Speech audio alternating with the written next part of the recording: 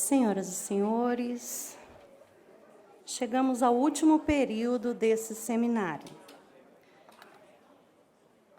Convidamos aos participantes a tomarem seus assentos.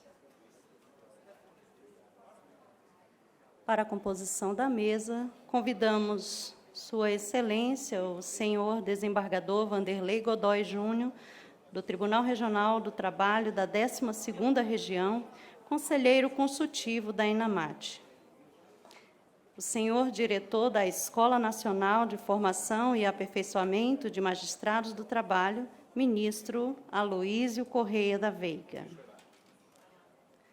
Sua Excelência, a senhora desembargadora do Trabalho do TRT da 15ª Região, Tereza Aparecida Asta Geminani, coordenadora do Comitê Científico de Assessoramento à Pesquisa da ENAMAT.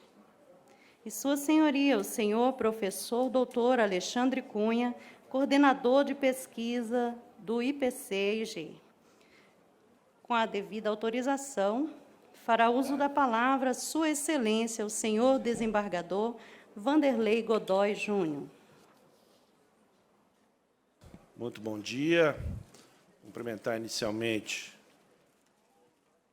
o ministro Aloísio Correia da Veiga, diretor da ENAMAT, no qual já cumprimento e parabenizo pelo excelente evento, mais uma vez a ENAMAT com um grande evento, o que tem se tornado uma rotina do ministro Aloísio na sua direção da ENAMAT, os eventos que estão ocorrendo nesse ano. Cumprimentar também o professor Alexandre, cumprimentar também a desembargadora Tereza, cumprimentar também o juiz auxiliar da ENAMAT, o Platon, agradecendo já ao ministro o convite de presidir a mesa, é com muita honra. Cumprimento também os magistrados presentes, desembargadores, desembargadoras, juízas, servidores da ENAMAT e dos tribunais, e também um cumprimento especial aos nossos palestrantes, que, de forma brilhante, ontem e hoje, conduziram aqui o sistema de jurisdição trabalhista no México, na Coreia do Sul, Portugal, África do Sul e Argentina. Nada melhor que encerrar este grandioso evento com o último painel, com a última palestra do estudo comparado, um grande trabalho que o professor Alexandre vai apresentar aqui, da mesma forma a desembargadora Tereza. O professor Alexandre Cunha, dos Santos Cunha, doutor em Fundamentos da Experiência Jurídica pela Universidade Federal do Rio Grande do Sul, coordenador de estudos sobre justiça, cidadania e segurança pública no Instituto de Pesquisa Econômica Aplicada, IPEA. Pesquisador sênior, e agora perdoe o meu inglês, do International Policy Center for Inclusive Growth, em Brasília, Distrito Federal. Passo, então, a palavra ao professor doutor Alexandre Cunha. Bom dia a todas e a todos. Antes de mais nada, gostaria de cumprimentar a todas as autoridades presentes aqui hoje, na pessoa do ministro Aloísio Correia da Veiga, diretor da Escola Nacional de Formação e Aperfeiçoamento de Magistrados. Agradecer imensamente ao desembargador Vanderlei Godoy Júnior pela gentil apresentação e pela presidência da mesa. Agradecer igualmente a participação dos meus colegas de mesa, a desembargadora Tereza Asta, que vem desempenhando um papel muito importante na área de pesquisa na ENAMAT, e que foi um elemento fundamental na construção desse projeto. Então, fica também o meu agradecimento público nesse momento, da mesma forma que ao doutor Platon Azevedo Neto, juiz auxiliar da direção da escola, e que também vem sendo um elemento muito importante na condução das nossas atividades de pesquisa na escola ao longo desses últimos anos. Gostaria igualmente de agradecer também a toda a audiência, tanto presencial quanto virtual, desse evento hoje, e também aos 4 palestrantes que me antecederam, né, o Dr. Viriato, o professor Carlos Toselli, a doutora Laurie Warwick, o Dr. Juni, que não apenas estão aqui conosco hoje compartilhando as experiências dos seus respectivos países por ocasião deste seminário, mas também foram muito importantes ao longo do processo da construção da pesquisa como interlocutores qualificados e leitores qualificados também dos trabalhos que nós escrevemos sobre os seus respectivos países e também, portanto, faço meu agradecimento por toda a participação ao longo do processo da pesquisa e também nesse seminário hoje.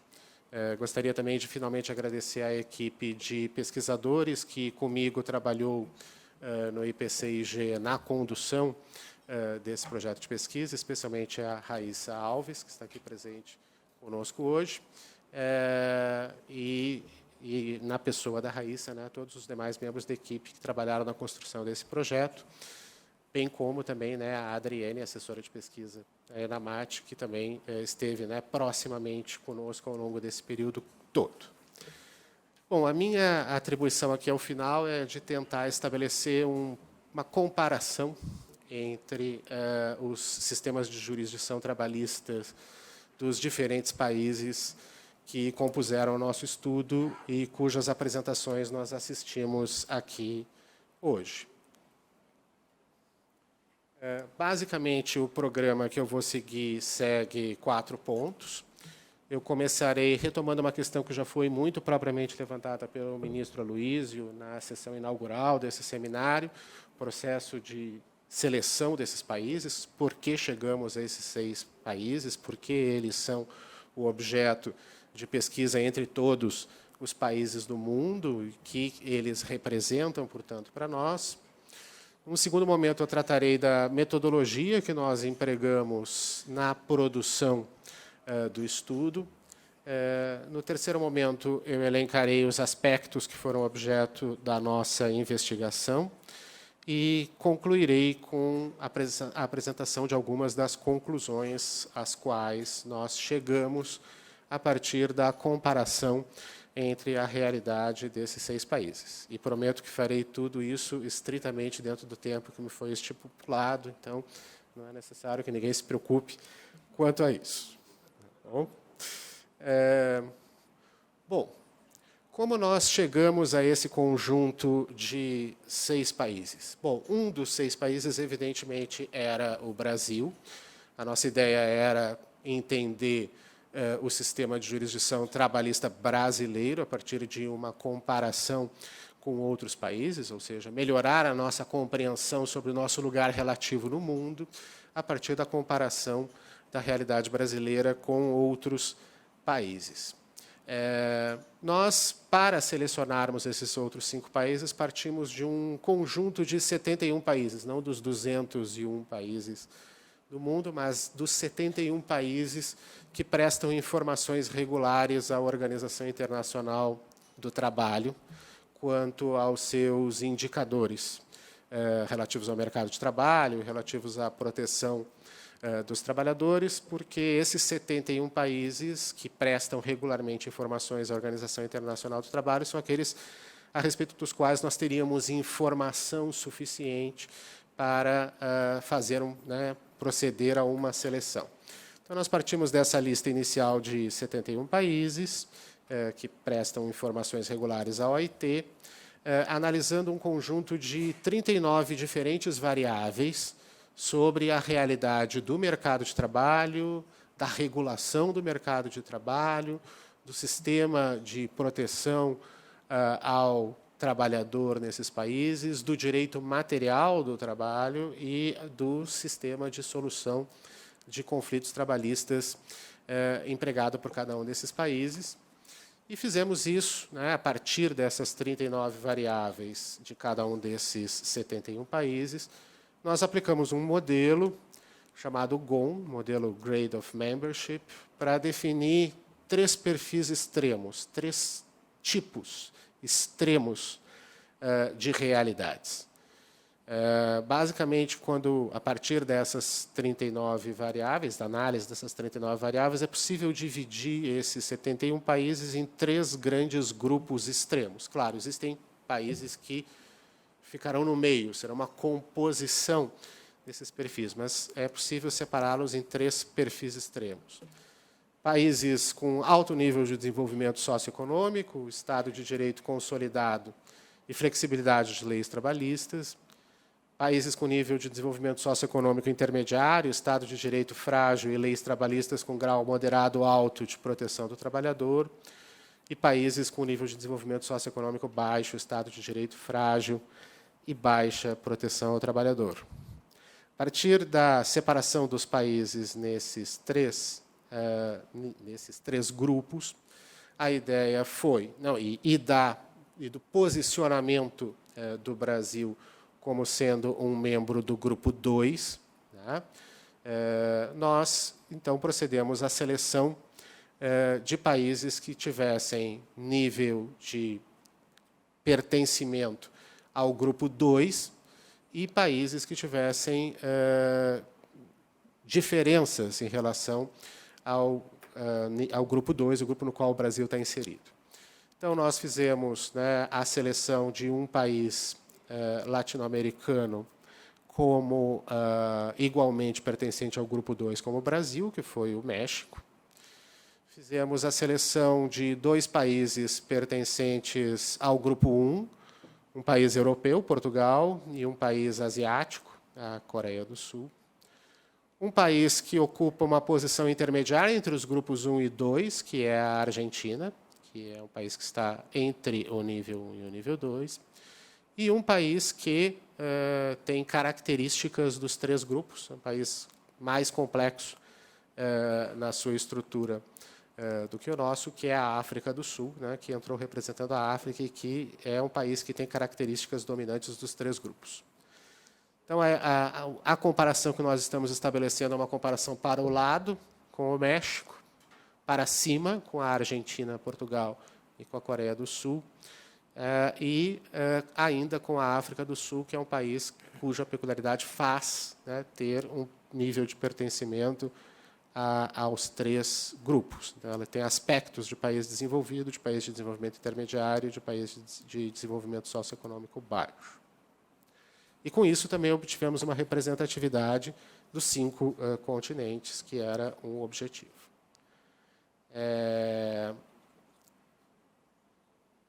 Ao fazer a seleção desses 5 países, nós tivemos ainda um segundo nível de questões relativas à seleção. 2 desses países são, assim como o Brasil, países federais, né? Tanto a Argentina quanto o México também são federações, assim como nós. E não necessariamente, né, como no Brasil, eles contam com uma justiça federal encarregada da resolução dos seus conflitos trabalhistas, como isso, né, ficou evidente nas falas do professor Toselli, do professor Gerardo. E, portanto, no caso desses 2 países, nós precisamos aumentar ainda, criar um segundo nível de seleção. Não nos bastava selecionar o país, era necessário selecionar também quais seriam as unidades federadas desse país com as quais nós trabalharíamos. Porque no caso da Argentina, por exemplo, em que nós temos um sistema de solução de conflitos trabalhistas que se dá no nível provincial, estudar a Argentina, na verdade, não é estudar a Argentina, é estudar as 24 províncias argentinas. A mesma questão também se poria diante do México, com uma quantidade ainda maior de Estados-membros que a Federação Mexicana tem. Então, no caso desses 2 países federais, nós ainda tivemos que fazer um segundo nível de seleção, que era o de escolher as províncias com as quais trabalharíamos.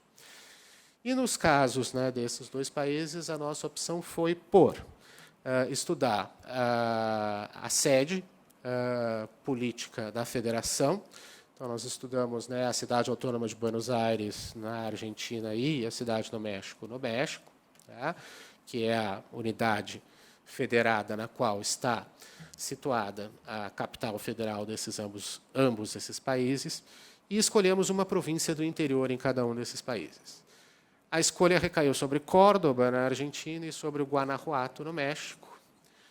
por razões da importância que as experiências de organização judiciária dessas províncias, desses países, têm no cenário internacional.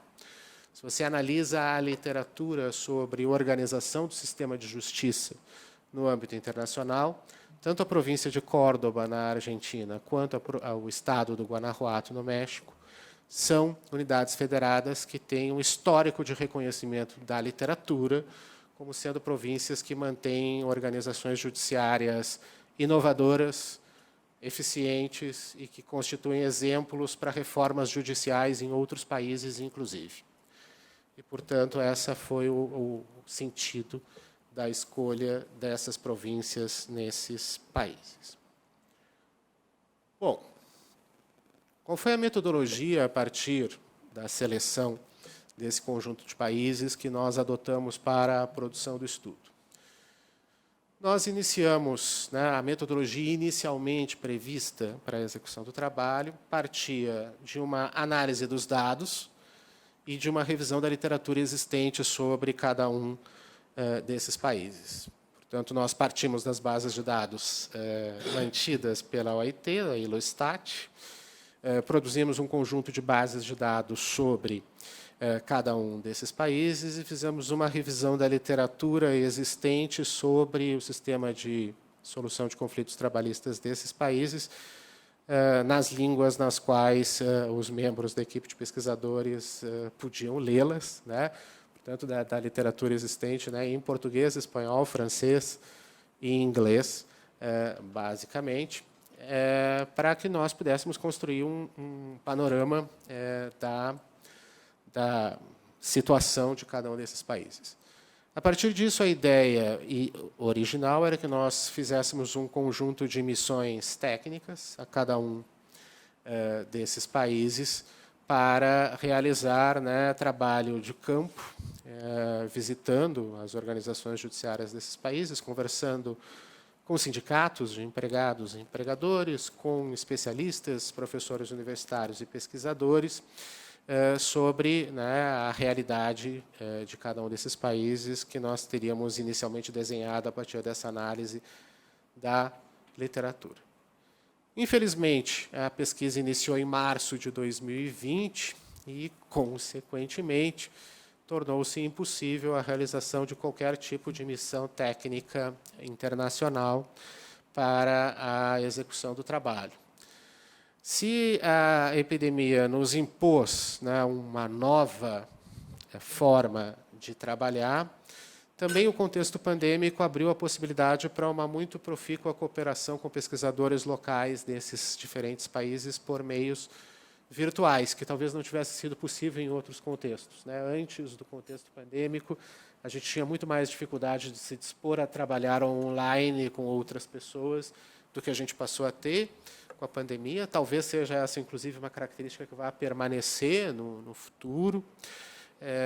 Houve uma aceleração dessa tendência significativa a partir do contexto da pandemia global de coronavírus. E nós, então, tivemos que estabelecer redes de cooperação com especialistas locais, por meios virtuais, com a realização de seminários virtuais com os diferentes países, dos quais os nossos palestrantes aqui presentes nesse seminário participaram, como eu havia dito inicialmente, num conjunto de seminários virtuais sobre o estudo de caso de cada país. A partir disso, nós produzimos um conjunto de 6 estudos de caso. Então, nós redigimos um estudo de caso sobre cada um dos países.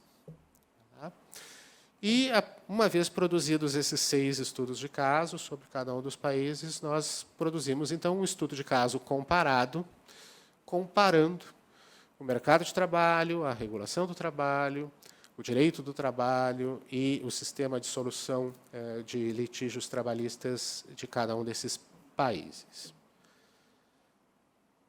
Que é o objeto da publicação, que está sendo disponibilizada, já está disponível no site do IPCIG, em português, que contém o relato, os 6 relatos de caso e o estudo de caso comparado internacional, e que será objeto também de uma publicação em língua inglesa, que está em fase final de revisão, Até o final do mês de julho também já deve estar concluída. Então, até o final do mês de julho, nós também teremos a publicação em inglês integral dos 6 estudos de caso e do estudo de comparado internacional, porque nós acreditamos que o resultado desse esforço de pesquisa não é relevante apenas para nós, brasileiros, é relevante pelo menos para os 6 países que nós procuramos comparar e talvez, inclusive, para outros países que também desejem ter uma melhor percepção sobre qual é a posição relativa dos seus sistemas diante de outros países. Quais foram os aspectos da investigação? Ou seja, em que cada um desses estudos de caso que está disponível no estudo final contém? Primeiro, nós partimos de uma caracterização econômica, política e social de cada país. Então, como é a economia, a organização política, a organização social de cada um dos países. Como se dá a proteção ao trabalho em cada um desses países. Como é que se formou historicamente a proteção ao trabalho, quais as regras constitucionais de proteção ao trabalho, qual o direito material do trabalho em vigor, vigente em cada um desses países, quais são os modelos de relação trabalhista que esse direito material do trabalho reconhece e protege, qual é o modelo de organização sindical que cada um desses países adota e quais os mais típicas formas de conflito trabalhista que existem em cada um desses países. Feito isso, nós caracterizamos o sistema de resolução de conflitos trabalhistas que cada um desses países advém, e usamos essa nomenclatura, né, sistema de resolução de conflitos trabalhistas, porque em alguns desses países nós temos sistemas mais administrativos, em outros temos sistemas mais judiciais. Em regra, temos uma combinação, tanto de sistemas administrativos quanto judiciais, mas a gente adotou naquele esforço conceitual, que quando se faz direito comparado sempre é um grande desafio, construir conceitos que deem conta de uma mesma função exercida em diferentes direitos por institutos jurídicos distintos. A gente chama globalmente, né, de sistemas de resolução de conflitos trabalhistas. Qual é a estrutura organizacional do sistema de cada um desses países? Quais as competências que esse sistema tem? Quais são os procedimentos para a resolução de conflitos, tanto individuais quanto coletivos, perante o sistema? E quais as condições de acesso à justiça que existem, né, quais as condições de acesso a esse sistema, que, de fato, né, para determinar se, de fato, esse sistema é acessível ao trabalhador e de que modo.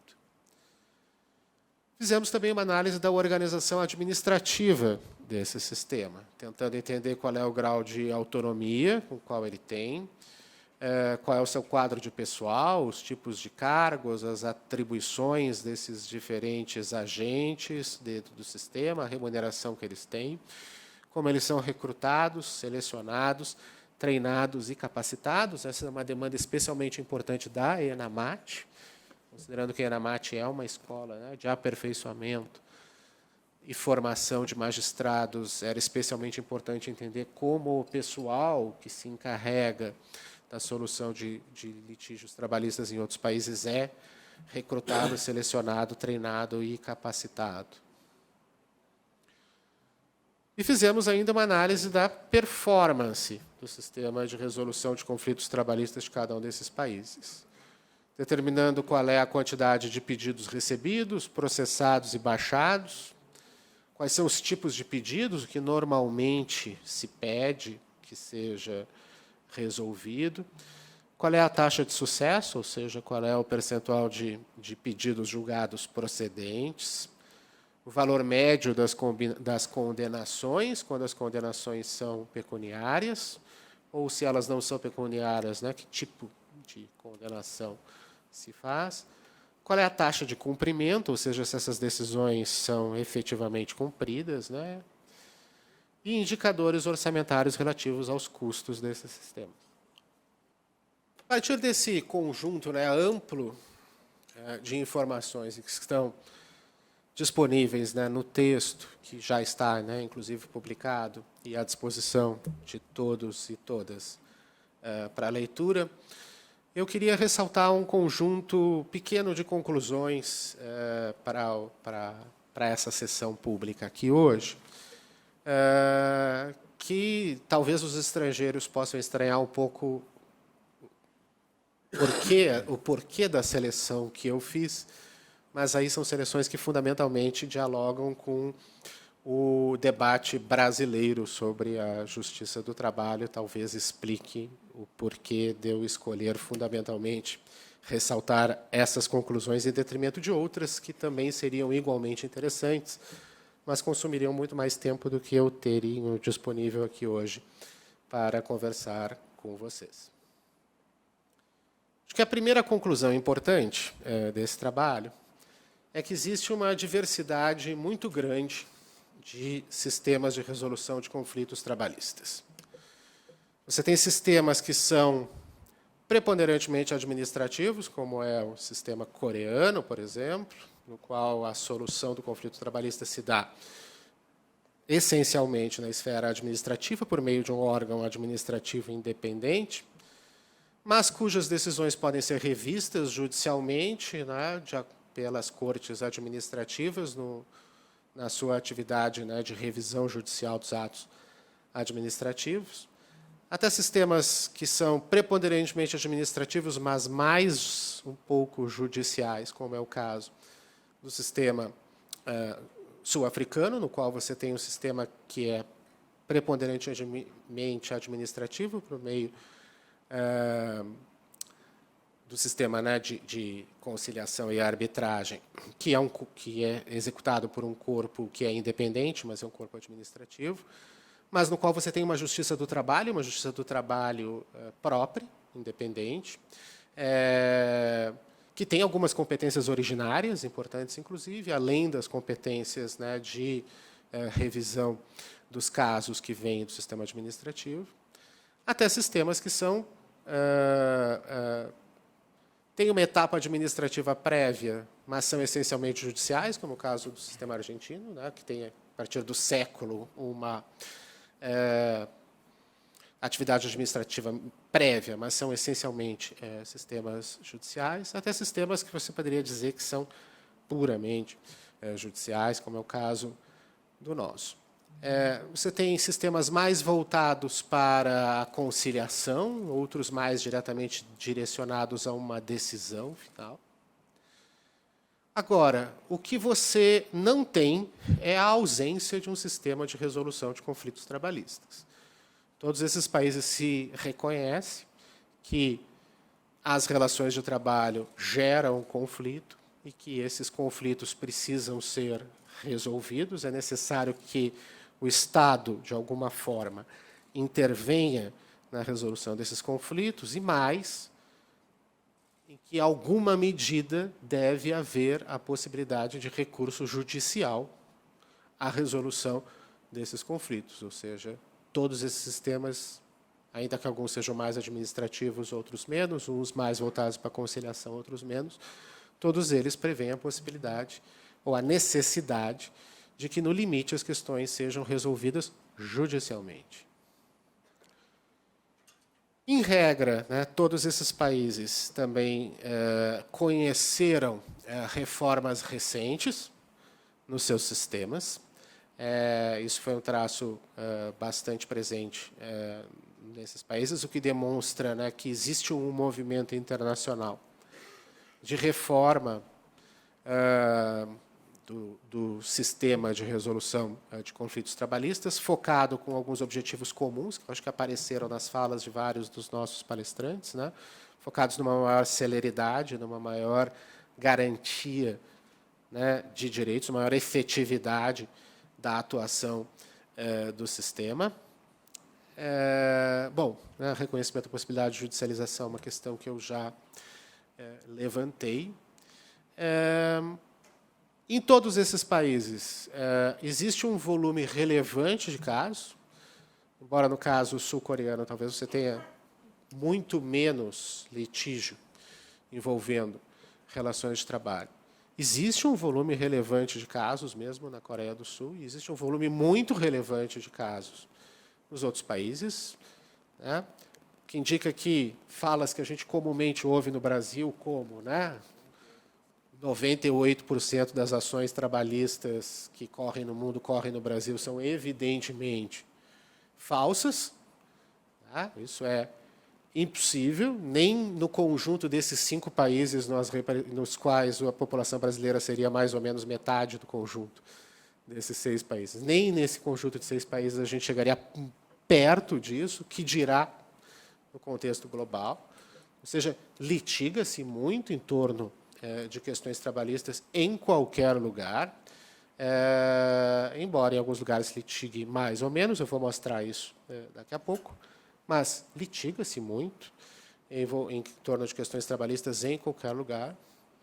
E, portanto, em todos esses países, nós temos estruturas complexas, construídas e mantidas pelo Estado, para a solução desses conflitos e a pacificação das relações entre trabalhadores e empregadores. Aqui eu trouxe uma tabela comparativa que dá um pouco essa ideia, né, do quanto se litiga. Tá? Vocês têm aí o conjunto dos 6 países, né, África do Sul, Argentina, Brasil, Coreia do Sul, México e Portugal. Na Argentina, os dados relativos às 2 províncias que estão sendo objeto da nossa análise, né? A Cidade Autônoma de Buenos Aires e a província de Córdoba. Então, os dados que estão aí não são os dados da Argentina como um todo, são os dados dessas 2 províncias em separado. Mesma questão para o México, né? O Distrito Federal e o Estado do Guanajuato, que estão aí representados. Então, estão aí os 6 países. No caso dos 2 países federais, as 2 províncias que foram objeto de análise, a população de cada um desses países ou províncias, o total de casos novos de primeiro grau apresentados ao sistema de solução de conflitos trabalhistas desses respectivos países. Então, aqui estou chamando de total de casos novos em primeiro grau aqueles pedidos apresentados à primeira frente de solução do conflito, seja ela já judicial, como é o caso, né, do Brasil, seja ela administrativa, CDMA para a África do Sul e também a Coreia do Sul. Então, tem a quantidade de casos novos e a quantidade de casos novos por 100 mil habitantes. Então, a gente vê que a gente tem, no caso brasileiro, por exemplo, uma quantidade bastante expressiva de casos novos por 100 mil habitantes, 1.672,7 casos novos por 100 mil habitantes, mas que não é a maior. Né? A Cidade Autônoma de Buenos Aires tem mais, 2.112,3. Então, a gente está numa faixa alta, mas não está sozinho na faixa alta. Você tem uma faixa que talvez seja a faixa intermediária principal, aí, que vai em torno dos 500 casos novos ano, né? Onde estaria Córdoba, onde estaria a África do Sul, onde estaria o México, onde estaria Portugal. E um caso realmente de baixa litigiosidade, que seria a Coreia do Sul, com 55 casos novos por 100 mil habitantes ano. Então, você tem variações expressivas, sim, mas você tem um caso de baixa litigiosidade, você tem casos, inclusive, de litigiosidade maior do que a brasileira, e você tem uma quantidade expressiva de casos. Que nessa lista aqui já não dava, né, 98% de jeito nenhum. Né? Da mesma forma, você tem sistemas complexos, né, e que envolveram uma grande dificuldade em a gente estabelecer qual é o conceito de quantidade de decisores de primeiro grau aí também. Então, o conceito de caso novo é, por si só, uma questão. O conceito de quantidade de decisores é uma outra questão também, que tem a ver com a específica realidade do sistema de cada um dos países, mas isso está bem explicado, acredito, no caso. Vocês podem entender como é que a gente construiu essa categoria e chegou a esse número a partir da leitura do caso. Mas, basicamente, a gente está trabalhando aqui a quantidade de pessoas que são chamadas como agentes do Estado a resolver esse conjunto, né, esse total de casos novos, aos quais a gente chegou aqui na tabela primeira. A gente vê que tem uma variação de carga de trabalho, de novo, expressiva, no qual o Brasil tem uma carga de trabalho, né, de 3,5 milhões de casos para 3 mil decisores, 1.147,3 casos novos por decisor, que é uma carga alta, mas você tem cargas mais altas em alguns lugares, né? A CDMA tem uma carga maior do que a Justiça do Trabalho brasileira, a Justiça de Córdoba também. O professor Toselli foi muito enfático, né, sobre as dificuldades específicas que Córdoba vem enfrentando no momento, né, com a necessidade de redesenhar o seu sistema para dar conta dessa carga. Agora, essa carga alta brasileira, 1.100, você tem cargas mais altas, você tem cargas próximas, imediatamente abaixo, né? Buenos Aires ou Guanajuato tem cargas de trabalho bastante próximas, você tem uma faixa um pouco mais abaixo, em torno de 500, 600 casos, com o Distrito Federal e Portugal, e uma carga de trabalho bastante mais baixa na Coreia do Sul, resultante, né, da litigiosidade também mais baixa que existe nesse país. Então, em termos, né, da carga de trabalho que é trazida a cada um desses sistemas, a gente também tem variações importantes, menos importantes do que na quantidade de casos novos. Também indicam a peculiaridade de cada um desses sistemas, tá? E a complexidade do que é trazida a cada um desses sistemas, mas também tem variações importantes e, no caso brasileiro, não destoa tanto do cenário de outros países, a não ser, né, com a exceção maior, no caso desse conjunto de países que a gente está analisando, que é a Coreia do Sul. Então, esse é, fundamentalmente, o tipo de comparação que a gente procura estabelecer no estudo. É a gente tentar entender, né, não exatamente fazer uma crítica da posição de cada um dos países, ou tentar achar que cada um desses países é melhor ou pior um que o outro em relação à forma como regula o mercado de trabalho, procura solucionar conflitos entre empregadores e empregados, mas a ideia é de tentar entender qual é a peculiar forma como cada um desses países procura estruturar o seu modo de regular o mercado de trabalho, de solucionar os conflitos trabalhistas que daí advêm, e criando algumas categorias comuns, permitir essas comparações, para que a gente consiga entender a nossa posição relativa, e a partir da nossa posição relativa entender, puxa, eu tenho essa carga de trabalho, por que eu tenho essa carga de trabalho? O que de diferente no meu sistema existe que faz com que essa carga de trabalho seja dessa forma? Eu tenho esse nível de conflituosidade, mas por que eu tenho esse nível de conflituosidade? O que nas características do meu mercado de trabalho eu tenho que faz com que eu tenha esse nível de conflituosidade e outros países não tenham? Então, o sentido, né, do esforço comparativo que a gente fez foi de fundamentalmente estabelecer essas categorias que permitissem dar luz, né, a essas possibilidades de comparação, não no sentido de ranqueamentos internacionais, né, de quem é melhor ou pior, mas de nós conseguirmos nos entender uns aos outros melhor, aprendermos uns com os outros e entendermos melhor por que somos como somos e, a partir disso, né, se quisermos, também fazer uma reflexão sobre se poderíamos ser diferentes. É isso, fundamentalmente, ministro. Mais uma vez, muito obrigado pela oportunidade de realizar essa pesquisa e de estar aqui hoje. E devolvo a palavra ao desembargador Vanderlei, presidente da mesa. Obrigado.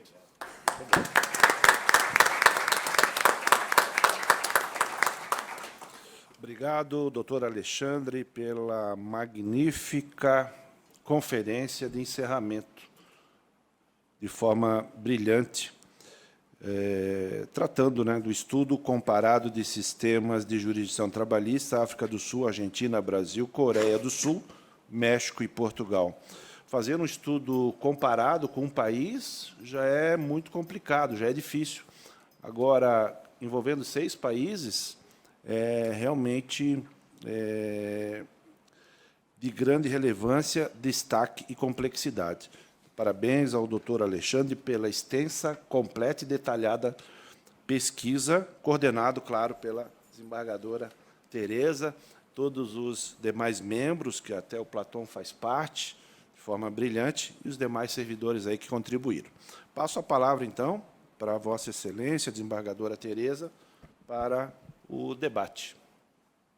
Bom dia a todos e todas. Primeiramente, agradecer ao ministro Aloísio Corrêa da Veiga pela gentileza do convite em participar deste encerramento e também em poder atuar como coordenadora do comitê, um trabalho que me deu muito prazer. Foi extremamente gratificante coordenar esse trabalho. Cumprimento também o juiz Platão, juiz auxiliar da direção da ENAMAT, que foi decisivo para a conclusão dessas pesquisas. O juiz Platão fez um trabalho relevantíssimo. E cumprimento o professor Alexandre Cunha, que manifestou uma grande excelência pelo trabalho de pesquisa e muita paciência em atender as nossas observações, as nossas pontuações. O professor Alexandre foi extremamente dedicado com esse compromisso de fazer um trabalho relevante de prospecção. E é por isso que eu quero cumprimentá-lo também, de público, por esta atuação. E acho importante, no encerramento deste evento, fazer algumas considerações sobre o programa da ENAMAT. O programa ENAMAT Pesquisa foi aprovado pelo Conselho Consultivo da Escola em 2018, com a edição da Resolução 20/2018, quando o ministro Luiz Felipe Vieira de Mello Filho era diretor da ENAMAT. O trabalho foi incentivado na gestão da ministra Dora Maria da Costa e recebeu total apoio do ministro Aloísio Corrêa da Veiga, que contribuiu de forma decisiva para a conclusão e o êxito das pesquisas. O Programa Nacional de Pesquisa da ENAMAT foi instituído com o escopo de fomentar a realização de estudos, pesquisas e publicações sobre a formação profissional de magistrados e sobre temas contemporâneos relacionados às competências profissionais da magistratura trabalhista, incluindo também a análise dos aspectos de avaliação do próprio modelo formativo, com base em todas estas constatações, visando o aperfeiçoamento da prestação jurisdicional. Com este propósito, a ENAMAT priorizou o desenvolvimento de pesquisas em temas estratégicos para a Justiça do Trabalho, com a finalidade de conferir tratamento adequado à produção de conhecimento, desde a fase de seleção de magistrados. Planejado para ser executado principalmente por meio de parcerias com organizações de reconhecida expertise em pesquisa empírica, tanto em âmbito nacional quanto internacional, as atividades do programa ENAMAT Pesquisas são coordenadas por um comitê científico composto por magistradas e magistrados do trabalho com titulação de doutor, bem como por acadêmicos convidados e escolhidos por sua notória atuação na docência e na pesquisa, como o professor Alexandre. Nestes últimos 2 anos, o comitê em que atuo como coordenadora fez a supervisão de 2 pesquisas realizadas em parceria com o IPEA. A primeira tratou da seleção e recrutamento de magistrados e a segunda do acesso à Justiça do Trabalho, antes e depois da reforma trabalhista, trazendo dados valiosos sobre tema de notória importância, não só para a nossa Justiça do Trabalho, mas também para o próprio país. Além disso, em decorrência de um projeto de cooperação técnica internacional, assinado pela ENAMAT com o Programa das Nações Unidas para o Desenvolvimento, o PNUD, o Centro Internacional de Políticas para o Crescimento Inclusivo, IPCIG, nos últimos 2 anos também foram finalizadas mais 2 pesquisas. A primeira tratou da análise da dimensão formativa da avaliação de aprendizagem e da avaliação institucional dos programas adotados nas escolas judiciais trabalhistas, com o objetivo de fazer um diagnóstico detalhado sobre as escolas da magistratura de todo o Brasil, visando a gestão da informação relacionada à Justiça do Trabalho, a fim de ampliar o conhecimento sobre a formação de magistrados, por reconhecer sua importância para aprimorar a funcionalidade do sistema jurisdicional. A segunda pesquisa, cujos resultados estão sendo apresentados neste seminário, procedeu a uma análise comparativa internacional de sistema de jurisdição trabalhista, como bem explanou o professor Alexandre. A aproximação da ENAMAT com os grandes centros acadêmicos e instituições de excelência permitiu a ampliação dos horizontes de prospecção, com a utilização de novas tecnologias na condução dos estudos, o que nos possibilitou realizar pesquisas com alcance internacional, como ficou demonstrado nesse seminário. Neste sentido, o programa de pesquisas desenvolvido pela ENAMAT adiantou-se em oferecer respostas ao macro desafio do Poder Judiciário para o período de 2021 a 2026, conforme indicado pelo CNJ, quanto ao necessário aperfeiçoamento da gestão administrativa e de governança judiciária. Como nada se aperfeiçoa sem um bom diagnóstico, as atividades de pesquisa se revelaram estratégicas para a eficiência da gestão pública, visando o bom atendimento das necessidades de magistrados e jurisdicionados em prol de uma justiça de qualidade, além de oferecer subsídios para a tomada de decisões quanto à resolução de problemas afetos às políticas judiciárias. Assim, a ENAMAT já vem cumprindo a diretriz formalizada pelo CNJ na recentíssima Resolução 462, agora de junho de 2022, que estabeleceu a rede de pesquisa e os grupos de pesquisas judiciárias de criação obrigatória pelos tribunais, com o intuito de aperfeiçoar a atuação judiciária, com fundamento na produção de dados e informações científicas devidamente comprovadas.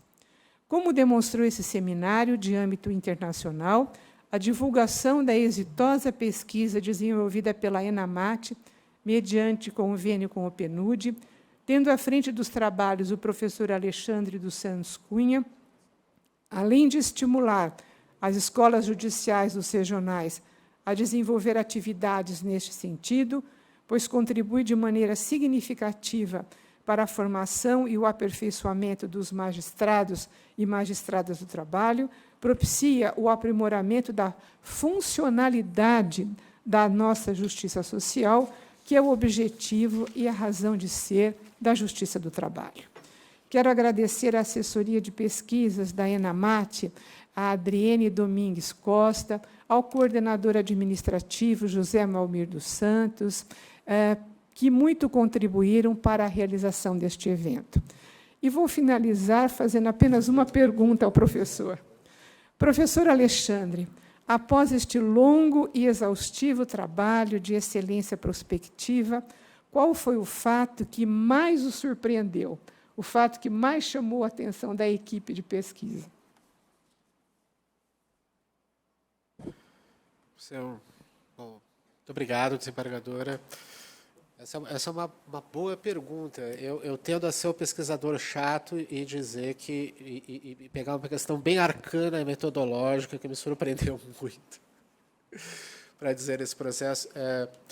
Me surpreendeu muito a dificuldade que existe em se entender a jurisdição trabalhista como um ente autônomo da justiça que existe no mundo como um todo. No Brasil, nós temos uma justiça do trabalho autônoma, é uma tradição nossa, isso significa que a gente tem muita informação sobre o que é a justiça do trabalho e exercício da jurisdição trabalhista muito imediatamente. Tá? Em todos os outros países existem esses meios de solução, mas não se percebe o conflito trabalhista como algo que mereça um olhar específico, uma produção específica de informação.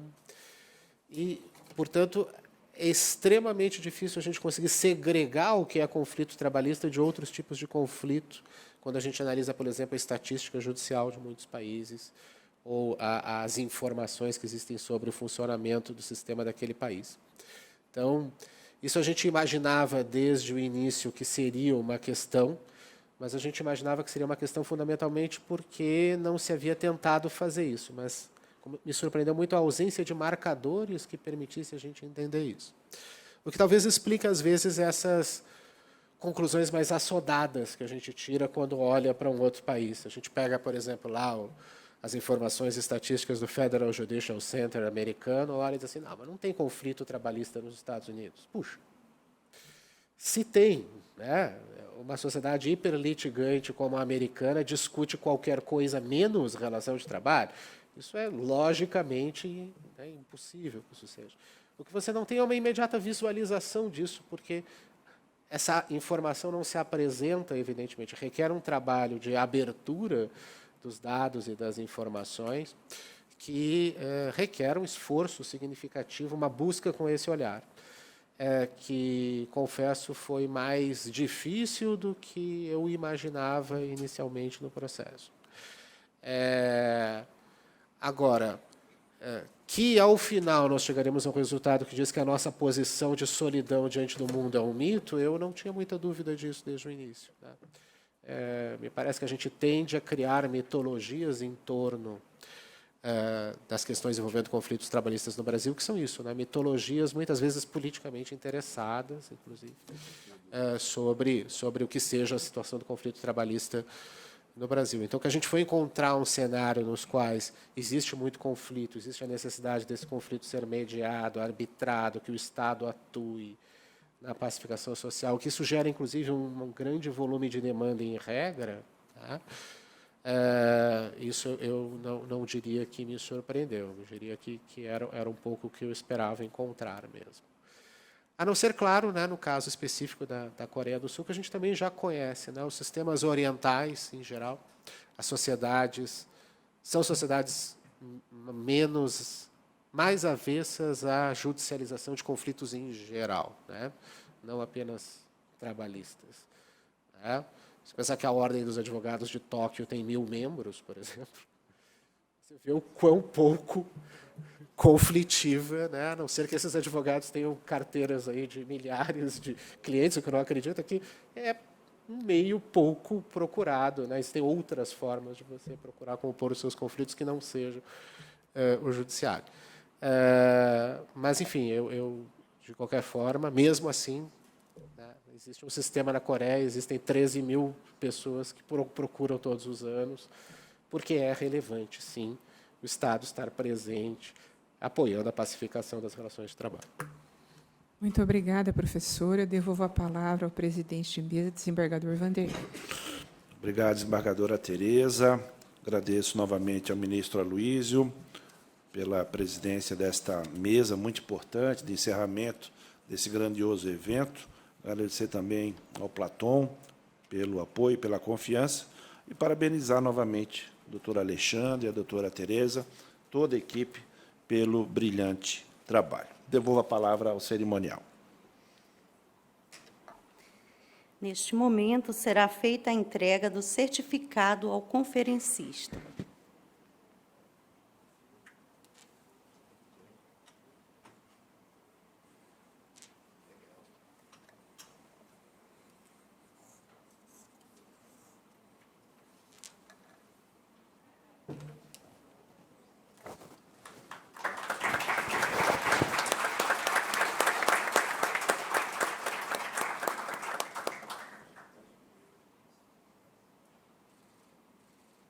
Em nome da organização, agradecemos a participação de Sua Excelência, o desembargador Vanderlei Godoy Júnior, do TRT da 12ª Região, conselheiro consultivo da ENAMAT, da desembargadora Tereza Asta, do TRT da 15ª Região, e ao juiz auxiliar da direção da ENAMAT, Platon Teixeira de Azevedo Neto. Convidamos Sua Excelência, o senhor diretor da ENAMAT, ministro Aloísio Correia da Veiga, para o encerramento desse seminário. Chegamos ao final do encontro. é um encontro que marca profundamente a história da Escola Nacional de Formação e Aperfeiçoamento de Magistrados do Trabalho, e dizer exatamente o seguinte: o mundo, como disse o ministro Ives, está menor. Não é menor no sentido do próprio encontro, do carinho, da globalização e da parceria entre todos aqueles que fazem parte dessa mudança de comportamento com relação ao sistema de justiça, e vou dizer do mundo. Não é? E o sistema de justiça ele tem uma necessidade cada vez mais absoluta, mais abrangente, de ser aperfeiçoado, na medida em que nós precisamos encontrar a solução para o conflito. A área trabalhista, pela importância que ela representa, notadamente porque a questão que envolve a própria jurisdição trabalhista, na medida em que o caráter alimentar dos salários tem aquela importância fundamental de sobrevivência da própria vida, é necessário que nós encontremos no mundo uma solução cada vez melhor para esses conflitos sociais. E a solução é o acolhimento, não é? Nós estamos entendendo, através das experiências do mundo, que é o acolhimento dos litigantes, para que possam, acima de tudo, ser ouvidos e retirar, com a atuação do Poder Judiciário, de todas as atuações nesse sistema de justiça, retirar, acima de tudo, algo chamado litigiosidade, para que a gente possa proporcionar uma sociedade mais justa, mais equilibrada, mais feliz. Enfim, é o que todos nós queremos, alcançar o bem comum. E nossa função na escola hoje é exatamente trazer o juiz, é trazer a magistratura para o encontro permanente com toda essa questão conflituosa que nós vivemos. E entender o mundo, porque as experiências que nós adquirimos com esses encontros, elas tornam, primeiro, uma divulgação, uma multiplicação daquilo que nós fazemos, para a gente que possa descobrir o certo e o errado, e receber também das experiências estrangeiras aquilo que eles têm de melhor para nos dar, e também compartilhar o certo e o errado, porque a perfeição nenhum de nós conseguimos atingir. Nenhuma sociedade conseguiu atingir ainda a perfeição absoluta. Por mais rica, por mais organizada, mas a perfeição absoluta não vai conseguir, porque somos humanos, afinal das contas. Então, é preciso que nós tenhamos, acima de tudo, algo chamado empatia e possibilitar o encontro. E essa é a função da Escola Nacional. Primeiro, trazer o juiz para ela.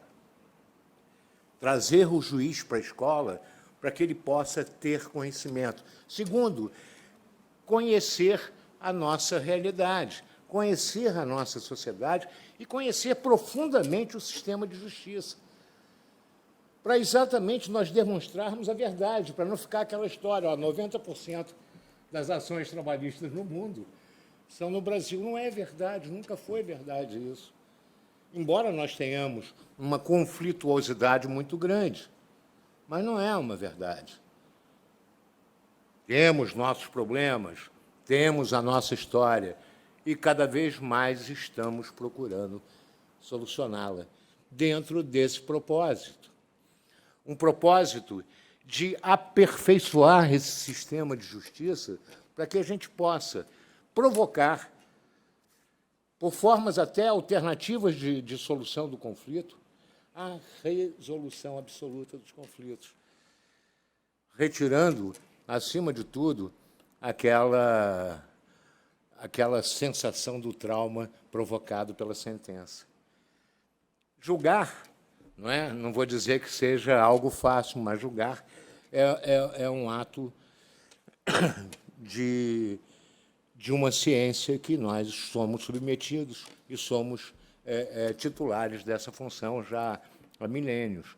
Agora, o julgamento, já diriam os mais antigos que nós não podemos julgar empate, e às custas quem irá pagá-las será o escrivão do processo. Não é possível. Toda decisão ela contempla uma procedência e uma improcedência.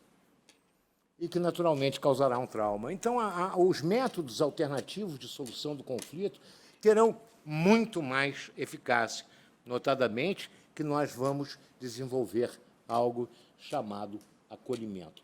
Mas é com esse espírito que nós estamos trazendo para o conteúdo da escola toda essa nossa vontade de melhorar essas condições sociais. E o agradecimento que eu faço é imenso com relação ao PNUD, que é o nosso, pela nossa termo de cooperação, e ao comitê de pesquisa, não é? Do IPC, não é? De todos aqueles que contribuíram para que nós pudéssemos ter um momento de reflexão com relação ao sistema do Poder Judiciário nesses países que são o nosso marco inicial de ampliação da própria questão do assessoramento, a pesquisa da Escola Nacional da Magistratura. O meu agradecimento à coordenadora, não é, desembargadora Tereza Aparecida Asta Gemiana, o juiz auxiliar da ENAMAT, não é, meu braço direito, não é, que me ajuda diariamente, inclusive nos fins de semana, né, que na provocação, o juiz Platão Teixeira de Azevedo Neto, a parceria que nós fazemos na ENAMAT, ela é importantíssima, porque nós conseguimos realmente realizar em pouco tempo tudo aquilo que nós nos propusemos. A desembargadora Luciane Cardoso Barzotto, ao juiz de trabalho André Araújo Molina, do TRT da 23ª Região, o juiz de trabalho Ney Stane Moraes Maranhão, o professor João Paulo Bacur e o professor Francisco da Mata Machado Tavares, que esteve conosco hoje.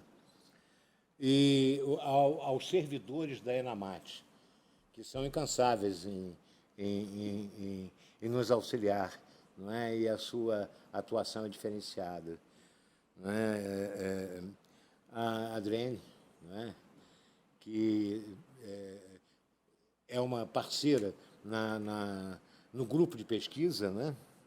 O José Valmir Santos Filho, que é o coordenador administrativo, a juíza Fernanda Junqueira, nossa colaboradora permanente, e o coordenador da pesquisa do IPC, né, que é o professor Alexandre Cunha, aos pesquisadores Ana Flávia Lopes, Catarina, Guilhermo, Luca Lazzarini, Luana, Mariana, Nicole, Niacha, Paulo Eduardo, Raíssa, Vitor Lopes e Vinícius Nogueira, e o pessoal do PNUD, a todos o meu sincero agradecimento. Agradeço a colaboração de todos, aos palestrantes que nos brindaram com as suas palestras, que é naturalmente uma reflexão, um conhecimento. O professor Viriato Reis, procurador-geral adjunto do Tribunal da Relação de Lisboa, a professora Laura Arwick, pela sua brilhante palestra, muito obrigado. O professor Dr. Júnior Nangong, o professor Carlos Tozelli, o nosso agradecimento e ficarão na nossa memória para sempre. E espero que voltem com frequência à Escola Nacional da Magistratura Trabalhista. E também agradeço ao professor Luiz Gerardo de la Penha Gutierrez, que não pôde estar presente e que ministrou sua palestra por videoconferência. A todos o meu sinceríssimo agradecimento. Encerramos esse encontro internacional com um gostinho de quero mais. E, certamente, a Escola Nacional da Magistratura estará presente nessa história da própria instituição. Agradeço ao desembargador Vanderlei Godoy, não é, que é membro do Conselho Consultivo da ENAMAT. Agradeço a todos que participaram, os presidentes de mesa. Muito obrigado a todos. Que tenham uma excelente semana ainda, que possamos ter outros encontros com essa qualidade. Agradeço sinceramente e declaro encerrado o Seminário Internacional. Muito obrigado, senhor. Bom,